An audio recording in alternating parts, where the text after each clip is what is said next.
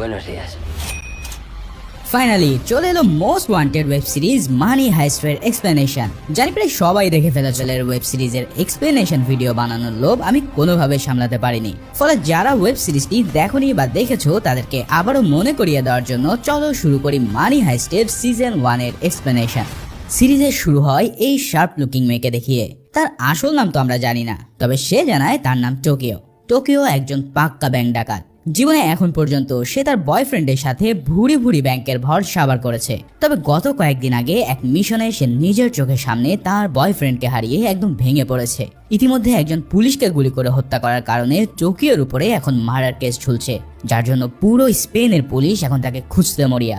Tokyo Spain ছেড়ে পালিয়ে যাওয়ার প্ল্যান করেছে, তবে তার আগে সে একবার তার মায়ের সাথে দেখা করতে চায়, যার ফলে সে তার মাকে কল দিয়ে তার সাথে দেখা করার প্ল্যান করে। কিন্তু ঠিক সেই মুহূর্তে আমরা একজন জেন্টলম্যানকে দেখতে পাই যে টোকিওর সাথে কথা বলতে চাইছিল। ইয়েস, এই হচ্ছে আমাদের লিড ক্যারেক্টার আর আমার মোস্ট ফেভারিট মিস্টার প্রফেসর। এদিকে টোকিও এই বান্দাকে পুলিশ ভেবে একদম জায়গা মতন পিস্তল ঠেকিয়ে তাকে চলে যেতে বলে। তবে প্রফেসর তাকে জানায়, যদি তুমি এখন বাড়ি যাও তাহলে এই দেখো কারা তোমার জন্য অপেক্ষা করছে। প্রফেসরের কাছ থেকে এই ছবি দেখে সে বুঝে নেয় যে তার বাড়িতে পুলিশ অপেক্ষা করছে তার জন্য। তখন প্রফেসর জানায়, আজ থেকে ঠিক 6 মাস পর আমি 2.4 বিলিয়ন বা 2400 কোটি ইউরো ব্যাংক ডাকাতি করতে চাইছি। এত অ্যামাউন্টের কথা শুনে টোকিওর মাথা তো পুরো হ্যাং হয়ে যায়। এছাড়াও প্রফেসর বলতে থাকে, এই কাজের জন্য আমার এমন কিছু এক্সপার্ট টিম মেম্বার দরকার যাদের হারাবার আর কিছুই নেই। এখন যদি তুমি চাও তাহলে আমার সাথে এই মিশনে যোগ দিতে পারো। আসলেই তো টোকিওর এখন হারাবার মতন কিছুই ছিল না, তাই তো সে আর কোনো কিছু চিন্তা না করেই যোগ দেয় এই প্রফেসরের সাথে। পরের সিনেই আমরা প্রফেসরের পুরো টিমকে দেখতে পাই, যারা আর কিছুদিনের মধ্যেই এই হাইস্ট শুরু করতে যাচ্ছে। গত কয়েক মাস ধরে প্রফেসর সবাইকে একত্রিত করেছে এই হাইস্টের জন্য। প্রফেসর প্রথমে তাদের সবাইকে পৃথিবীর নাম করা শহরের নামে নিজেদের নাম সেট করতে বলে, কারণ এই টিমের যে রুলস আছে সেই অনুসারে কেউই কারোর ব্যক্তিগত লাইফ সম্পর্কে জানতে পারবে না। তার মানে নিজেদের মধ্যে কোনো ইটিশ পিটিশ তো প্রশ্নই আসে না। যাই হোক, সেই শহরের নাম থেকেই মূলত এই মেয়েটা নিজের নাম টোকিও করে নেয়। এবার চলো আগে পরিচিত হয়ে আমাদের সব এক্সপার্ট বসদের সাথে। এ হচ্ছে বার্লিন। যদি দুনিয়াতে সবচেয়ে পারফেক্ট চোর বলে কাউকে গালি দিতে হয় তাহলে বার্লিনের নাম নিতেই হবে। বহুবার পুলিশের প্যাদানি খেলেও চুরি বিদ্যা তিনি ছাড়তে পারেনি। এই কিউট ছেলেটির নাম হচ্ছে রিও, যে দুনিয়ার এমন কোনো কম্পিউটার নাই যে হ্যাক করতে পারে। অবশ্য টোকিও কিন্তু ইতিমধ্যে রিওর প্রেমে হাবুডুবু খাচ্ছে। This is Nairobi. নকল টাকা বানাতে যদি কাউকে গ্র্যান্ড মাস্টার বলা হয় তাহলে নাইরোবির নাম তোমাকে নিতেই হবে। এই যে গান্ডা দুজন যোদ্ধাকে দেখতে পাচ্ছ, এরা হচ্ছে আপন দুই ভাই, যাদের নাম অসলো ও হেলসিঙ্কি। এদের সাথে কমব্যাট বা ফায়ারিং এ ধারের কাছেও কেউ যেতে পারবে না। তবে সবচেয়ে ব্যাড অ্যাস ক্যারেক্টার হচ্ছে এই ডেনভার। এর মতন রকচটা আর ড্যাম কেয়ার এই পুরো টিমের মধ্যে কেউ নেই। আর ড্রাগস তো তার কাছে দুধ ভাত। ডেনভারের বাবা মস্কো। জীবনের একটা বড় অংশ সে কয়লার খনিতে কাজ করেছে, ফলে কোনো ধরনের সুড়ঙ্গ খোঁড়া তার কাছে বা হাতের খেল। And finally this is the professor, যার সম্পর্কে পৃথিবীর কেউই কিচ্ছু জানে না। তার না আছে ভোটার আইডি বা না আছে পাসপোর্ট।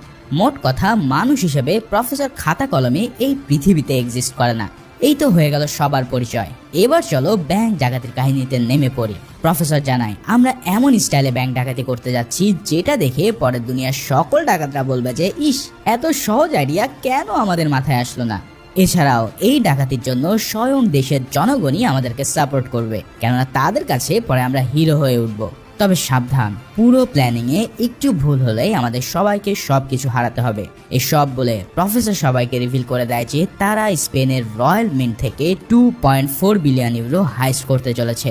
স্পেনের রয়্যাল মিন্ট হলো সরকারের টাকশাল, যেখানে স্পেনের সমস্ত টাকা প্রিন্ট করা হয়।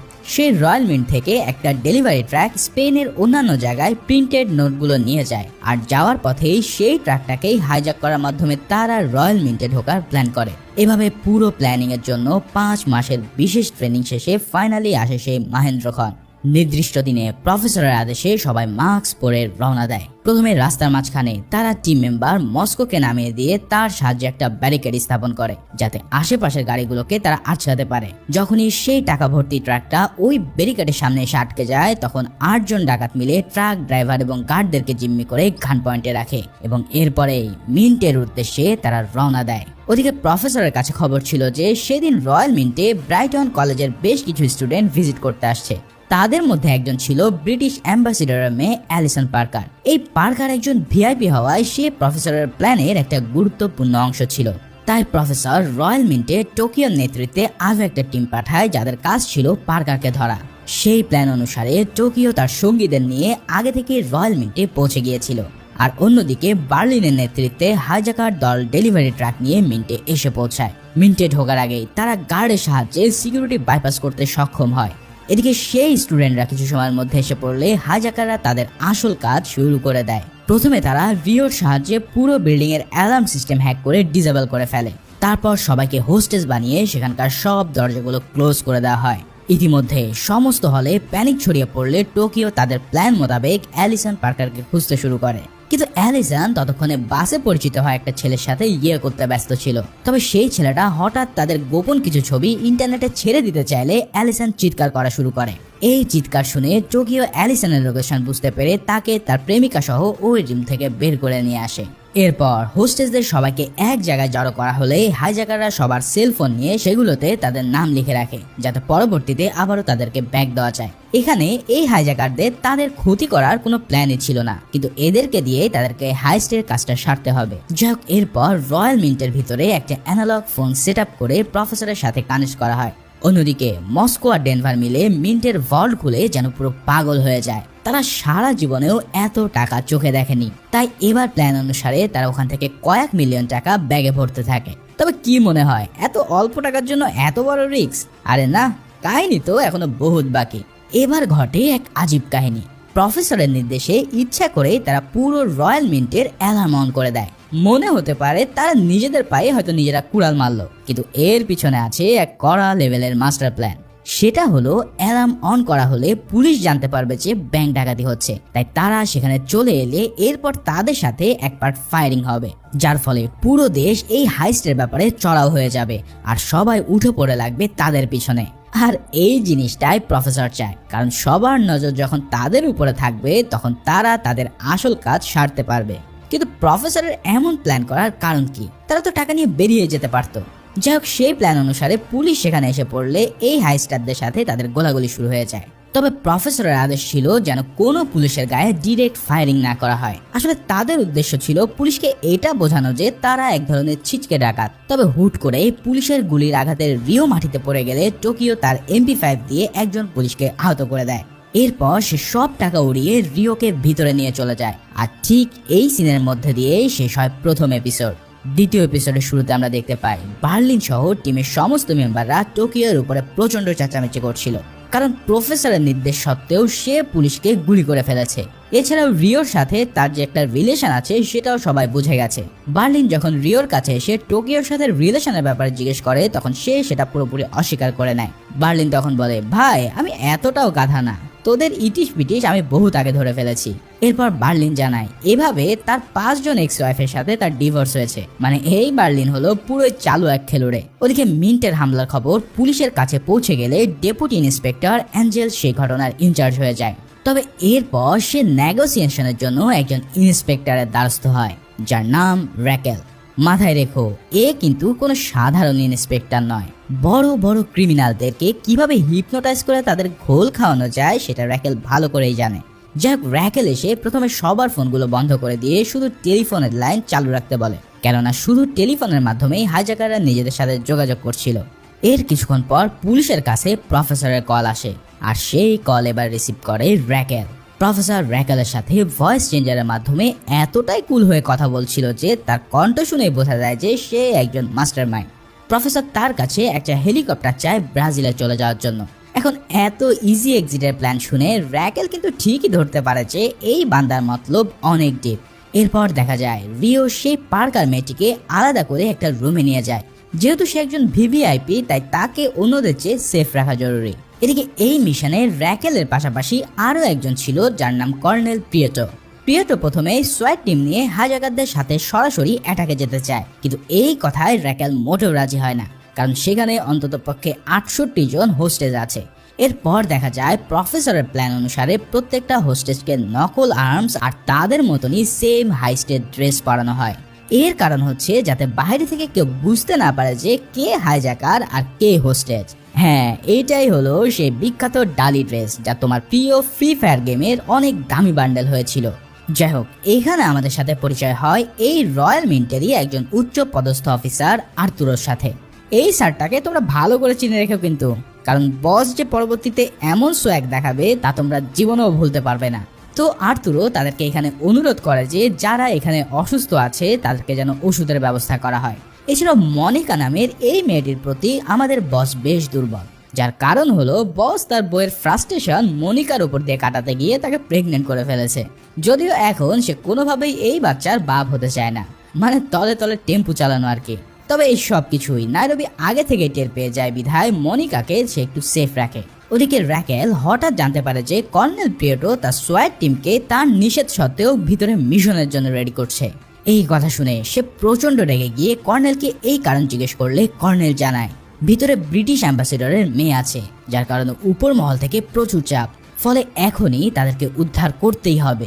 তো সেই মোতাবেক পুরো একটা সোয়াট টিম চলে যায় গোপন এক রাস্তা দিয়ে রয়্যাল মিন্টের দিকে। তবে প্রফেসর আগেই জানতো যে এমন কোনো কাহিনী নিশ্চয়ই হবে, তাই সে আগে থেকেই তাদের খাতির যত্ন করার জন্য টোকিওদের রেডি করে রেখেছিল। প্রিয়েটোর আদেশে সোয়াট টিম প্রথমে মিন্টের দেওয়ালে ড্রিল করে ভিতরে একটা ক্যামেরা পাঠায়। তবে সেইখান দিয়ে তারা দেখতে পায় পুরো একটা দল মেশিন গান হাতে নিয়ে বসে আছে। ভাইরে ভাই, এই সিন দেখে তো তাদের আত্মা পুরো খাঁচা ছাড়া হওয়ার জোগাড়। তবে আরো ভয়ের ব্যাপার হচ্ছে পার্কারকে বন্দুক ঠেকিয়ে রিও কল দেয় একটা টিভি চ্যানেলে, আর তাকে দিয়ে বলানো হয় যে সকল হোস্টেজের গায়ে হাইজ্যাকারদের মতনই সেম ড্রেস পরানো আছে, তাই যদি আপনারা অপারেশন লঞ্চ করেন তাহলে অনেক নিরীহ প্রাণ ঝরে যাবে, তাই প্লিজ এই মিশনটা আপনারা অ্যাভয়েড করেন। এই সব কথা যেহেতু পাবলিক হয়ে গেছে তাই হোস্টেজদের আলাদা করে চিনতে না পেরে বাধ্য হয়ে সোয়াট টিম তাদের মিশন সেখানেই ক্যান্সেল করে দেয়। তার মানে এটাই ছিল প্রফেসরের মাস্টার প্ল্যান। তবে এখানেই শেষ নয়, প্রফেসর কিন্তু ওই মেয়েটাকে জিম্মি করে রেখেছে কারণ সে যেন রয়্যাল মিন্টের দীর্ঘ সময়ের জন্য দখল করতে পারে। এখন এর প্রধান কারণ হচ্ছে সেখানে থাকা সমস্ত পেপারে যেন তারা ইচ্ছা মতো টাকা ছাপাতে পারে। ভাইরে ভাই, এই প্রফেসর যে কি লেভেলের মাস্টার মাইন্ড তা তো তোমরা বুঝতেই পারছো। যাই হোক, প্রফেসরের কথা মতোই হাইজ্যাকাররা এখানে হোস্টেজদেরকে দিয়ে তাদের টাকা প্রিন্ট করার কাজে লাগিয়ে দেয়। মানে বসে বসে খাওয়ার দিন শেষ, এবার তাদের খেটে খেতে হবে।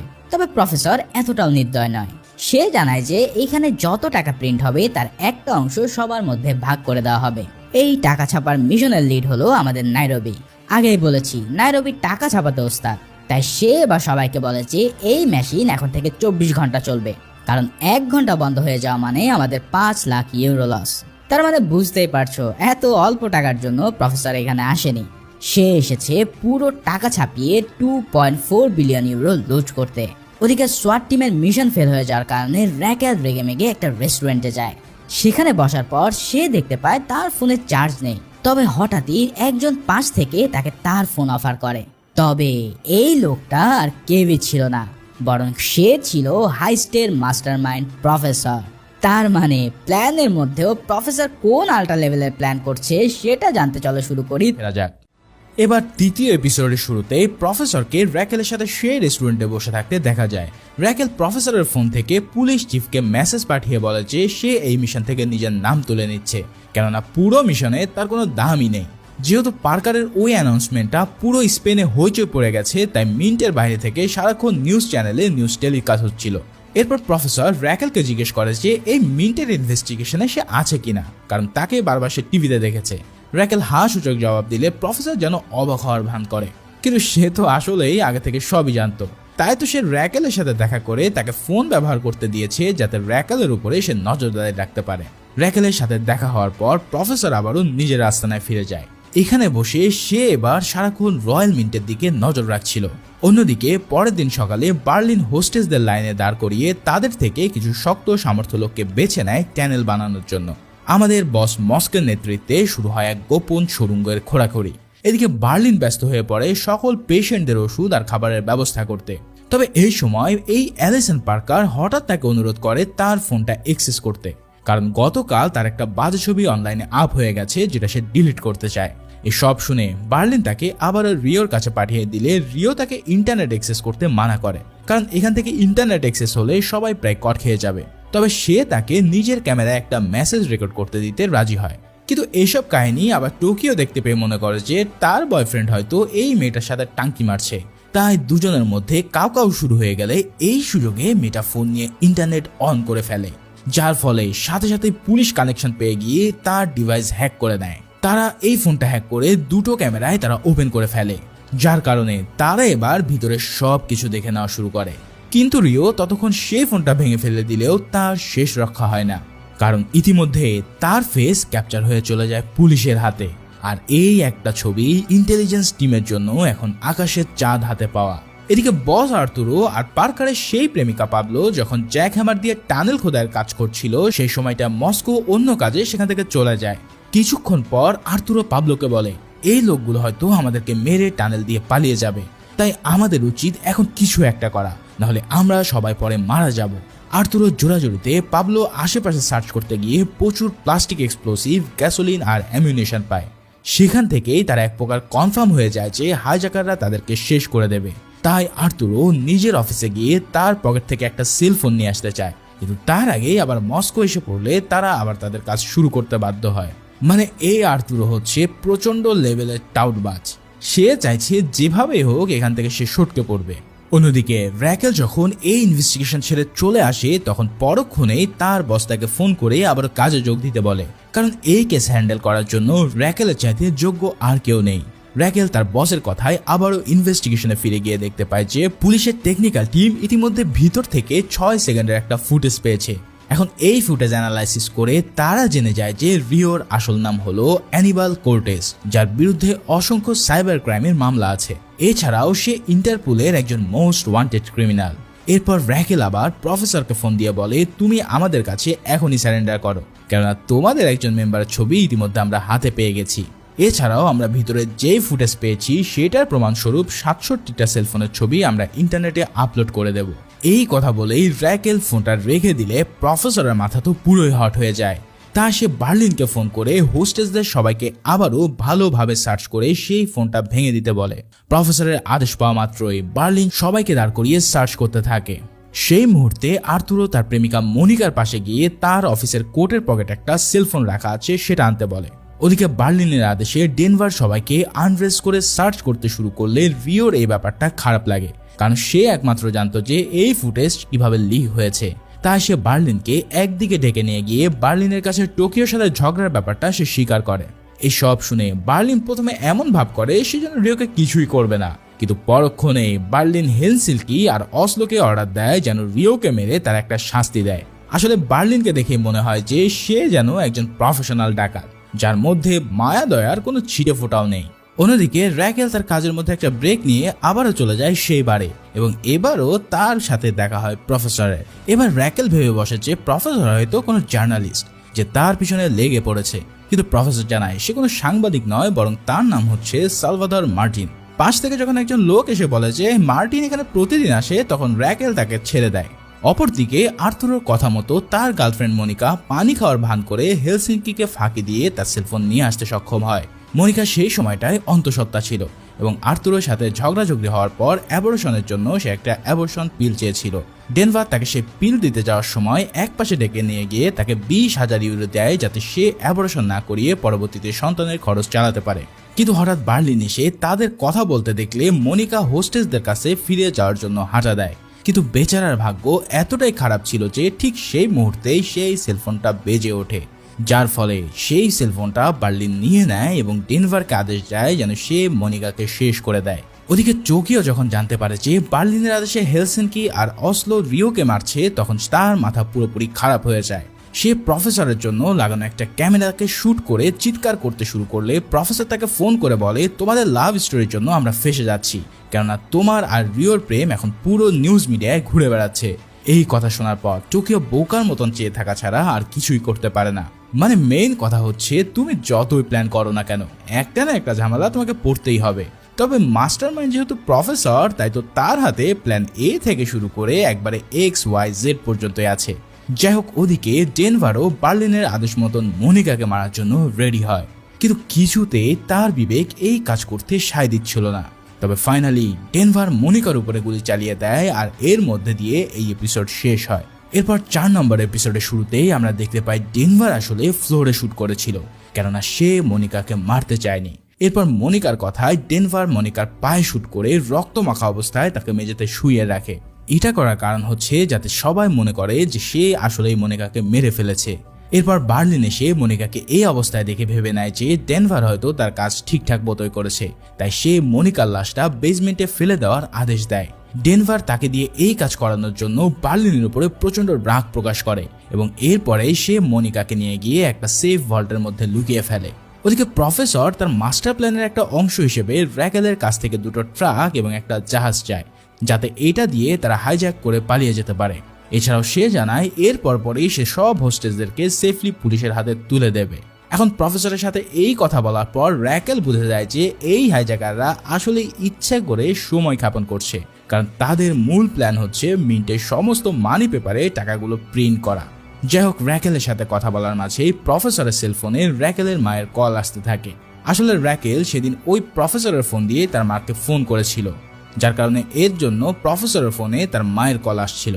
এদিকে রয়্যাল মিন্টের ভিতরে গানশট শোনার পর সব হোস্টেসরা অধৈর্য হয়ে পড়লে বার্লিন সবাইকে জানায় পুলিশের সাথে যোগাযোগ করার জন্য একজন হোস্টেসকে তাদের মারতে হয়েছে। এই কথা শোনার পর টোকিও প্রচন্ড রেগে যায়, কেননা প্রফেসরের মেন রুলস ছিল হাইজ্যাকারদের কাউকে খুন করা যাবে না। তাই টোকিও তখন রিওকে দিয়ে প্রফেসরকে ফোন করাতে যায়, কিন্তু প্রফেসর ওপাশ থেকে ফোন রিসিভ করে না, কারণ ইতিমধ্যে প্রফেসর তখন তার ফোন নিয়ে সোজা চলে গেছে রয়্যাল মিন্টের দিকে। চিন্তা করো, যে এইসব কিছু করছে সেই কিনা সোজা চলে গেছে ইনভেস্টিগেশন সাইটে। সেখানে র্যাকেলকে তার মায়ের ফোন এসেছে বলার নাম করে প্রফেসর এবার পুরো ইনভেস্টিগেশনের কাহিনী সচক্ষে দেখে নেয়। তার মানে বুঝতেই পারছো এই হাইস করাটা এখন প্রফেসরের জন্য আরো কত সহজ হয়ে গেল। যাই হোক, র্যাকেল তার মায়ের সাথে কথা বলে জানতে পারে যে তার হাজবেন্ড আলবার্টো তার মেয়ে পালাকে নিয়ে কোথাও চলে গেছে। আসলে ডিভোর্সের পর থেকেই এই লোকের সাথে র্যাকেলের ঝামেলা চলছিল। র্যাকেল তার মার কাছ থেকে যখন মেয়ের ব্যাপারে জানতে পারে তখন সে তার বাড়ির উদ্দেশ্যে রওনা দেয়। সেখানে গিয়ে র্যাকেল দেখতে পায় আলবার্তো আসলে পালাকে একটা থিম পার্কে ঘোরানোর জন্য নিয়ে গেছে, আর এই সব কিছু দেখে সে তখনকার মতো নিশ্চিন্ত হয়। অন্যদিকে মস্কো যখন জানতে পারে যে তার ছেলে একটা মেয়েকে খুন করতে বাধ্য হয়েছে, তখন হঠাৎ করেই তার প্যানিক অ্যাটাক শুরু হয়। মস্কো আসলে চোর হলেও সে মনের দিক থেকে খুবই নরম ছিল। সে এই হাইস্টে আসতে রাজি হয়েছিল কারণ তার ছেলে একজন বড় ড্রাগ ডিলারে ড্রাগস হারিয়ে ফেলে, যার কারণে নিজের ছেলের জীবন বাঁচাতে তার প্রয়োজন ছিল অনেক টাকা, আর এর জন্যই সে এই হাইস্টে যোগ দিয়েছে। ওদিকে প্রফেসর যখন র্যাকেলকে ফোন করে বলে যে র্যাকেল হয়তো ভুলে তার ফোন নিয়ে গেছে, তখন র্যাকেল ফোনটা ফেরত দেওয়ার জন্য সেইবারে প্রফেসরের সাথে আবারও দেখা করে। সেখানে র্যাকেল আর প্রফেসরের মধ্যে কিছু পার্সোনাল কথাবার্তা হয়। এদিকে প্রফেসর র্যাকেলের প্রতি কেমন যেন একটা টান অনুভব করে, তবে হঠাৎ তাদের কথার মাঝেই অ্যাঞ্জেল এসে র্যাকেলকে ডেকে নিয়ে যায়, কারণ সে জানায় মিন্টের ভিতরে হাইজ্যাকাররা হঠাৎ দরজা খুলে নিজেদের মধ্যে ফায়ার শুরু করে দিয়েছিল। আসলে মস্কো স্যারেন্ডার করতে চাইছিল, কারণ একজনকে হত্যা করা সে কিছুতেই মানতে পারছিল না। তবে ডেনভার এসে তাকে যখন গোপন জানায় যে সে মনিকাকে মারেনি, তখন মস্কো কিছুটা শান্ত হয়। এই সব কাহিনী দেখে ফাইনালি সবাই সিদ্ধান্ত নেয় যে মস্কোকে বাইরের ফ্রেশ এয়ারে নিয়ে যেতে হবে। এখন এখানে খোলা জায়গা মানে একমাত্র ছাদই আছে, তাই আরো কয়েকজনকে মাস্ক পরিয়ে মস্কো সহ তাদেরকে ছাদে পাঠানো হয়, যাতে করে উপরে ওত পেতে থাকা স্নাইপাররা কনফিউজ হয়ে কোনো শট নিতে না পারে। কিন্তু এদিকে আমাদের বস আর্তুরো আবার জেনে যায় যে মনিকাকে খতম করে দেওয়া হয়েছে, তাই সে প্রচন্ড রেগে গিয়ে ওই ফেক গান হাতে তুলে নিয়ে চিৎকার করতে থাকে। এখন এটা দেখে স্নাইপাররা আবার ভেবে বসে যে হয়তো হাইজ্যাকাররা হোস্টেসদের কয়েকজনকে মারার জন্য ছাদে নিয়ে এসেছে, তাই র্যাকেলের অর্ডার নিয়ে স্নাইপারদের একজন আর্তুরোকেই শুট করে দেয়। কিন্তু মাস্ক খোলার পরে সবাই বুঝতে পারে যে তারা আসলে ফ্যাক্টরির ডিরেক্টর আর্তুরোকে শুট করে দিয়েছে। মানে কি আর বলবো, আমাদের বস আবেগে পড়ে নিজের পিছনেই বাঁশ নিয়ে নিল। তবে এতে অবশ্য প্রফেসরের জন্য ভালো হলো, কেননা এখন থেকে শট নিতে গেলে র্যাকেলদের শতবার ভাবতে হবে। আর এই সিনের মধ্যে দিয়ে এই এপিসোডটাও শেষ হয়। তাহলে পরের এপিসোডে আমাদের জন্য কি অপেক্ষা করছে? প্রফেসর আর র্যাকেলের মধ্যে কি কোনো রোমান্টিক সম্পর্ক গড়ে উঠবে? সেটা জানার জন্য চলো শুরু করে ফিফথ এপিসোড। ফিফথ এপিসোডের শুরুতেই দেখা যায় সমস্ত হাইজ্যাকাররা আর্তুরোকে ধরাধরি করে নিচে নিয়ে এসেছে। আর্তুরো তখন নিজের স্ত্রীর সাথে দেখা করতে চায়। ওদিকে ডেনভার মনিকাকে যেই ভল্টে রেখে এসেছিল, মনিকা সেই ভল্ট থেকে খোঁড়াতে খোঁড়াতে বেরিয়ে পড়ে। এদিকে টিভিতে যখন এই খবর চাউর হয়ে যায় যে পুলিশের হাতে একজন হোস্টেস জখম হয়েছে, তখন চারিদিকে আরো বেশি হইচই পড়ে যায়। এই ঘটনায় র্যাকেল নিজেকে ব্লেম করতে করতে প্রচন্ড ডিপ্রেস হয়ে পড়ে, কারণ গুলি করার অর্ডারটা সেই দিয়েছিল। তাই প্রথমে সে প্রফেসরকে ফোন করে রিকোয়েস্ট করে যাতে মিন্টের ভিতরে মেডিকেল টিমকে যেতে দেওয়া হয়। প্রফেসর তার কথা মেনে নিলে দুজন সার্জন এবং একজন নার্সকে ভিতরে ঢোকার অনুমতি দেয়। তবে মনে রেখো, এটা কিন্তু ছিল একটা বিশাল দাবার চাল। অপরদিকে ডেনভার তার বাবা মস্কোকে নিয়ে সেই ভল্টে গেলে দেখতে পায় মনিকা সেখান থেকে গায়েব হয়ে গেছে। মানে পেরেশানির মধ্যে ডাবল পেরেশানি। এদিকে র্যাকেল এই ঘটনার পর প্রচন্ড প্যানিকড হয়ে একটা অ্যাম্বুলেন্সে উঠে পড়ে, যেখানে অ্যাঞ্জেল তাকে বলে যে সে ডাক্তারের ছদ্মবেশে মিন্টের ভিতরে যেতে চায়, কারণ সে একজন অস্ত্রের এক্সপার্ট। ভিতরে কাদের হাতে রিয়েল গান আর কাদের হাতে ফেক গান আছে সেটা বিশ্লেষণ করে সে হামলাকারীদেরকে চিহ্নিত করতে পারবে। এখন অ্যাঞ্জেলের মুখে এমন ইমপ্রেসিভ এক কথা শুনে র্যাকেলও রাজি হয়ে পড়ে। এদিকে মস্কো আর ডেনভার মিলে অবশেষে মনিকাকে খুঁজে বের করতে পেরে দেখতে পায় তার গায়ে প্রচন্ড জ্বর। তখনই তারা বুঝতে পারে মনিকার পা থেকে বুলেটটা যে করে হোক তাদের বের করতে হবে, না হলে তার সেই ক্ষতস্থানে ইনফেকশন হয়ে যাবে। অপরদিকে অ্যাঞ্জেল যখন ডাক্তারের ছদ্মবেশ নিয়ে বাকি দুজন মেডিকেল অ্যাসিস্ট্যান্টের সাথে মিন্টের ভিতরে যায়, তখন প্রফেসর এই দৃশ্য দেখে পুরোই গদগদ হয়ে ওঠে। আসলে প্রফেসর এটাই চেয়েছিল যে পুলিশের কেউ একজন ছদ্মবেশে ভিতরে ঢুকুক। তার কারণ হলো যাতে তাকে কাজে লাগিয়ে পুলিশের সেসব প্ল্যান জানতে পারে। অ্যাঞ্জেলাই যে সেই পুলিশের লোক সেটা প্রফেসর ভালো করে বুঝে যায়, কেননা প্রফেসর ইনভেস্টিগেশন রুমে অ্যাঞ্জেলোকে দেখেছিল। প্রফেসর আগে থেকে জানতো যে পুলিশ কোনো না কোনোভাবে মিন্টের ভিতরে ঢুকবে, তাই সে তাদের লোকজনকে এই জিনিসের ফায়দা নেওয়ার জন্য ট্রেনিংও দিয়ে রেখেছে। চলো এবার জেনে নিই সেই মাস্টার প্ল্যানটা কি ছিল। প্রফেসরের প্ল্যান অনুসারে বার্লিন অ্যাঞ্জেলোর কাছ থেকে তার চশমাটা নিয়ে নেয়। এরপর তারা প্রফেসরের শেখানো নিখুঁত টেকনোলজির সাহায্যে অ্যাঞ্জেলোর চশমার মধ্যে খুব ছোট্ট একটা মাইক্রোফোন সেট করে দেয়। এর মানে অ্যাঞ্জেল যখন ইনভেস্টিগেশন রুমে ফিরে যাবে তখন পুলিশের সব কথাবার্তা এবার প্রফেসর সরাসরি শুনতে পাবে। বাইরে ভাই, যতই এই প্রফেসরের মাস্টার প্ল্যান দেখছি ততই আমার মাথা পুরো ঘুরে যাচ্ছে। যাই হোক, এর মধ্যে দিয়েই এই এপিসোডও এখানেই শেষ হয়। এখন পর্যন্ত 2 দিন পার হয়ে গেছে, আর এর মধ্যে হাইজ্যাকাররা অনেকটা টাকাও প্রিন্ট করে ফেলেছে। তবে পুলিশ এখনো তাদের টিকিটাও ছুঁতে পারেনি। এখন দেখা যাক পরের এপিসোডে কি হয়। 6ষ্ঠ এপিসোডের শুরুতেই অ্যাঞ্জেলো আর তার সঙ্গী ডাক্তারদের আর্থুরের অপারেশন করতে দেখা যায়। এর মাঝে ডেনভার আবার ডাক্তারের একটা স্ক্যাপেল চুরি করে নেয়, আর সেটা নিতে গিয়ে তার হাত থেকে সেই কাগজটা পড়ে যায় যেটা মনিকা আর্তুরোকে দিতে বলেছিল। কেননা তোমরা তো জানোই যে মনিকা ছিল আর্তুরোর প্রেমিকা। নাইরোবি আবার ব্যাপারটা খেয়াল করে নেয়। এখন স্কালপেল চুরি করার পর ডেনভার ভল্টে গিয়ে দেখতে পায় মনিকা তার আঘাতের জন্য অনেকটা দুর্বল হয়ে পড়েছে।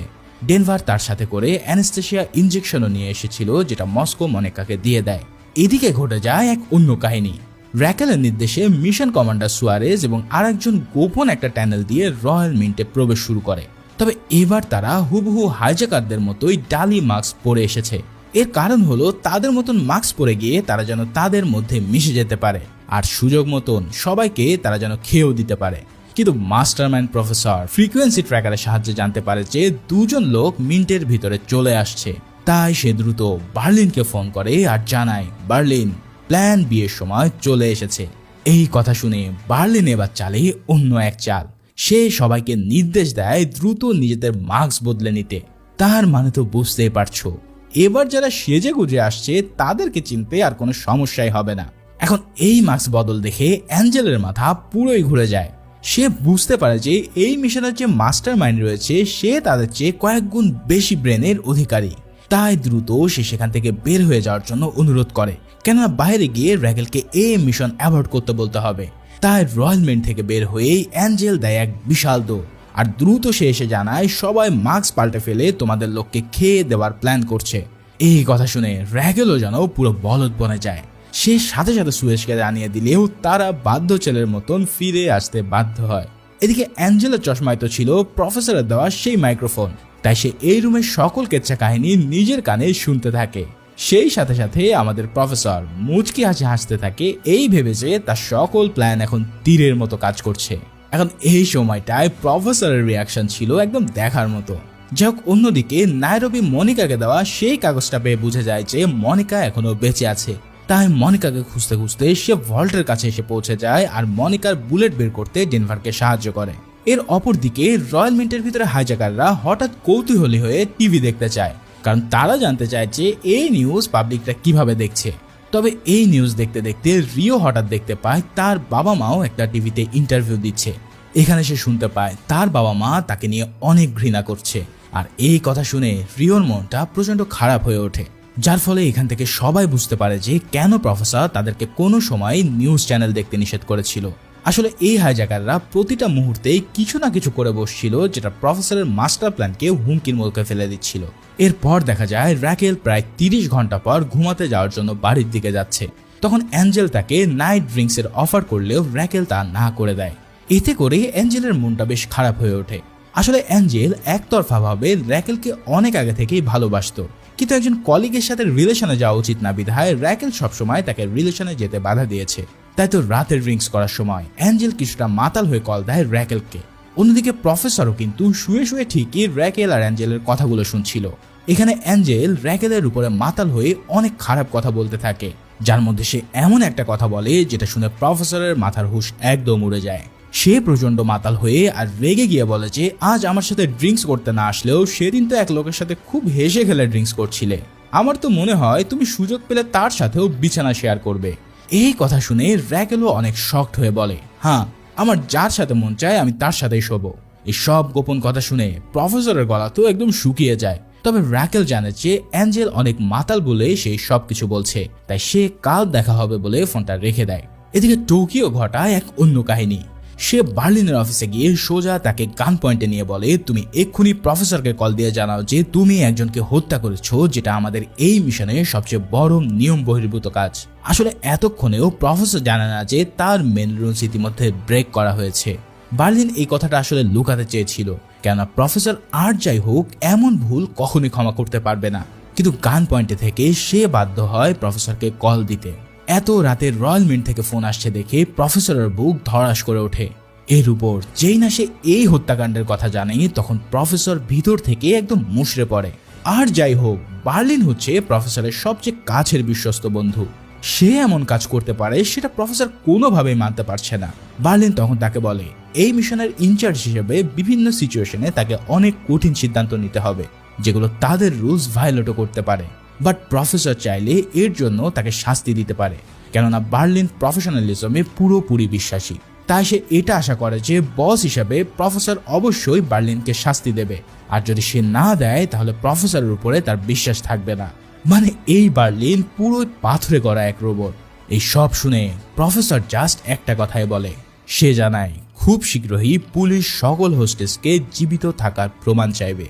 আর এই কথা বলেই শেষ হয় 6 নম্বর এপিসোড। এখন ঝামেলা যেহেতু শুরু হয়ে গেছে, তাই হাইস যে মোটেও প্ল্যান অনুসারে চলবে না তা তো তোমরা বুঝতেই পারছো। তবে ফাইনালি কি হবে সেটা জানতে খুব দ্রুতই আসবো সিজন 1-এর 7 থেকে 13 নম্বর এপিসোডের এক্সপ্লেনেশন নিয়ে, যার লিঙ্ক পেয়ে যাবে এই ভিডিওর পিন কমেন্টে। তো চলো সেই পর্যন্ত সবাই ভালো ও সুস্থ থাকো। আল্লাহ হাফেজ।